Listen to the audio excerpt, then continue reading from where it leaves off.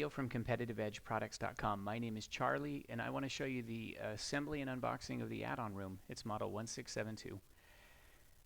In this demo, I show you how simple it is to put up, and I show you some of the mistakes that I made when I put it up so that you can avoid that if you end up buying one of these. So we'll unbox this thing, but before we get started, I think it's important to know which tents it works with and which ones it does not work with.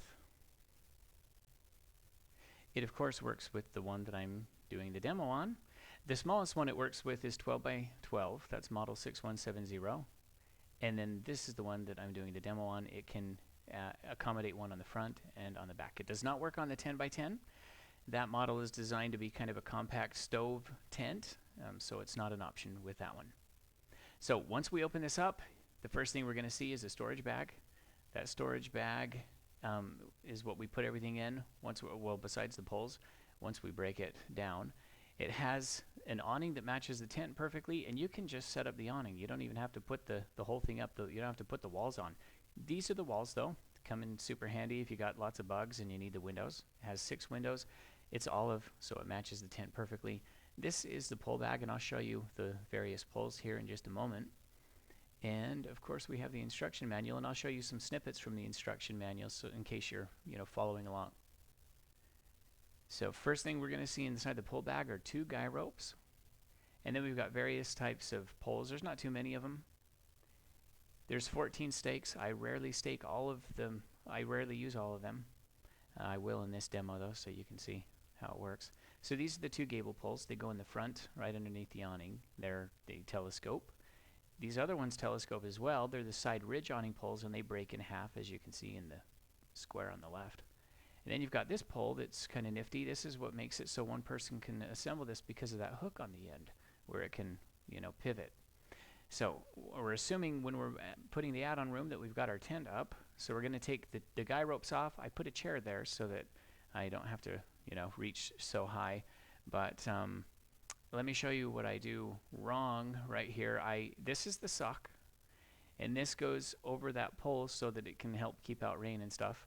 But I put it on wrong at first, and I didn't realize until I got it all the way up to the top. But you'll want to make sure that you have the sock facing up and that you can see the zipper line and that it's on the side of the tent like this. So there's the zipper. You see the black strip. It needs to just go on the bottom next to on the side of the tent. So we pull this all the way up. You'll notice that there's like a lanyard of sorts that's connected to the head of the zipper, and then you just thread the teeth through and it will zip from right to left. Every time I've put one of these awnings up, I always struggle just a little bit on the left side of the peak, and I have to kind of finagle it by pushing a little bit on the roof, and kind of releases a little bit of the tension and makes it easier to zip. So once you got that on, you start putting the upright poles. And I start with the upright poles that are furthest from the awning, as you'll see here in just a second. And it just fits into those grommets. But you've got 2 shorter poles. Those go on the sides. And then you've got a center pole.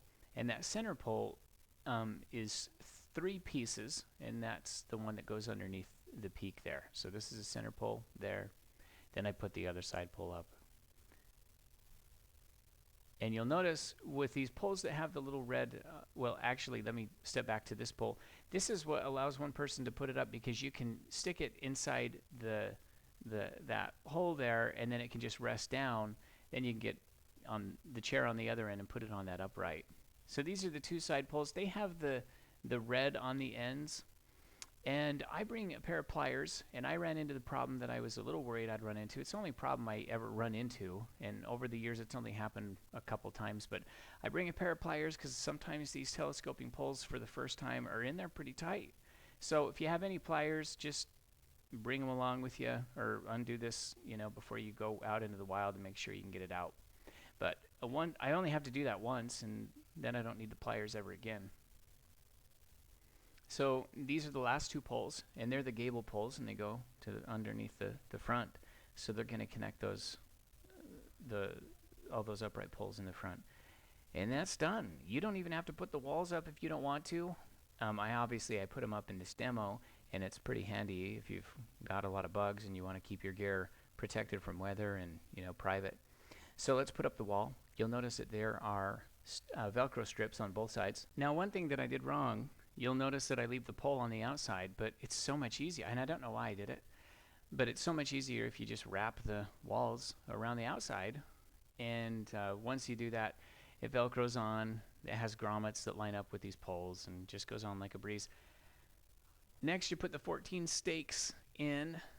Those stakes are pretty heavy duty, but so here's the 2 guy ropes that it came with, and this is not the purpose of those. But if you don't have 2 extra guy ropes, I would get some, because this is kind of a cool feature that you can make this window into an awning. What the guy ropes are really designed for is to attach to the center of that roof, like this picture. So you see on the left the center of the add-on room. There, it just helps keep the roof nice and taut. It's got the 6 windows with the no-seam mesh. I roll them up so you can kind of see what it looks like. The wrinkles do come out, but you can see the colors are a perfect match to the tent.